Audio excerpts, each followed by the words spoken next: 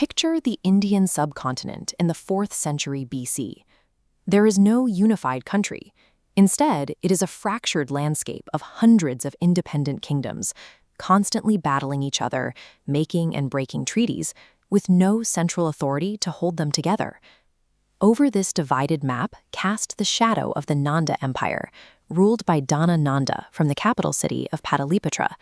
His military scale was terrifying, boasting 200,000 infantry, 20,000 cavalry, and thousands of war elephants. But this massive force was funded by crushing taxation. The emperor was notoriously corrupt and indifferent to his subjects, creating a population boiling with resentment. Then, in 326 BC, a new crisis exposed how fragile the system really was. The Macedonian conqueror Alexander the Great marched into the Punjab region, easily breaching India's western borders. Although a mutiny forced the Greeks to turn back, they left behind military outposts and governors, proving that the subcontinent was vulnerable to foreign conquest. A hated tyrant in the east and an open door for foreign invaders in the west. This combination of internal rot and external exposure created a desperate geopolitical vacuum. To survive, the region required an entirely new type of leader. The answer came from the margins of society. The first was Chanakya, a brilliant political science professor who had been publicly humiliated by the Nanda king and swore to see the empire dismantled. The second was a youth named Chandragupta, raised in poverty without a royal bloodline. Chanakya saw past the boy's common birth, focusing instead on a youth whom other children naturally obeyed. He recognized raw charisma, an intense hunger for change, and a sharp instinct for leadership that cannot be taught in a classroom. Chanakya brought the teenager to the intellectual hub of Taxila. They spent years locked in a grueling, multidisciplinary education. Chanakya taught him the mechanics of economics, the brutal calculus of statecraft, and the deep strategies of warfare. He taught him how to read human weakness and manipulate ambition. By the time his training was complete, they had forged a pairing more lethal than any standing army. A master tactician's cold intellect joined to an underdog's absolute lack of fear. However, their first move was a disaster.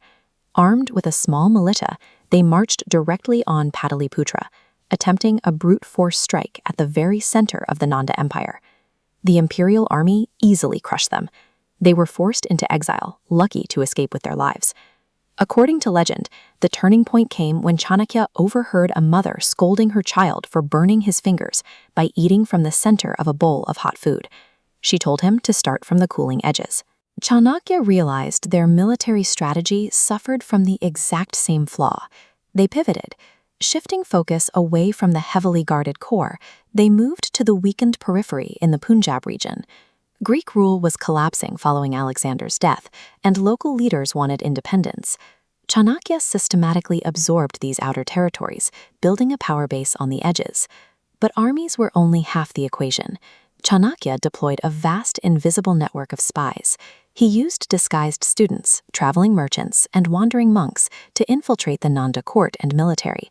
These agents mapped out enemy vulnerabilities, bribed generals, and actively sowed rebellion among the overtaxed citizens long before Chanakya's troops ever arrived. It was a lesson in asymmetric warfare. Conquering an empire is rarely achieved by a simple frontal assault. It requires immense patience, systemic subversion, and psychological warfare to hollow out an enemy from within. The squeeze finally choked the center. By 321 BC, Pataliputra fell. The Nanda dynasty, the general Seleucus Nicator, invaded to reclaim Greek territory. Chandragupta defeated the Greek forces in combat, and then turned the military victory into a masterstroke of diplomacy. He secured huge swaths of modern-day Afghanistan and Pakistan in exchange for 500 war elephants, and sealed a peace treaty by marrying Seleucus's daughter. But ruling a vast territory is harder than conquering one. Chanakya codified their governance into the Arthashastra, a comprehensive manual of statecraft. Using this blueprint, Chandragupta divided his empire into organized provinces managed by royal governors, which were further subdivided into local districts. This silver coin, known as a Karshapana, is physical proof of the economic machine they built. To fund a standing army of 600,000 soldiers, the empire implemented standardized taxation on agricultural yields and trade. They constructed extensive roads tying the subcontinent into a unified currency system.